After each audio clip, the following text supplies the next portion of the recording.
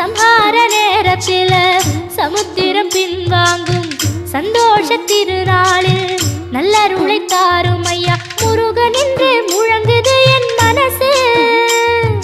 கடலை போல உன் கருணை பெருசு.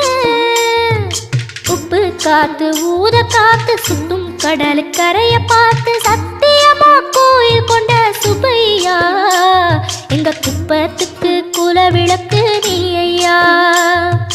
திருச்செந்தூர் ஆண்டவனே வேல் முருகா தினம் உனக்கு நன்றி சொல்வோம் மால் மருகா. திருவடியில் தவம் இருப்போம் திருமுருகா. தீர்ப்பெழுதி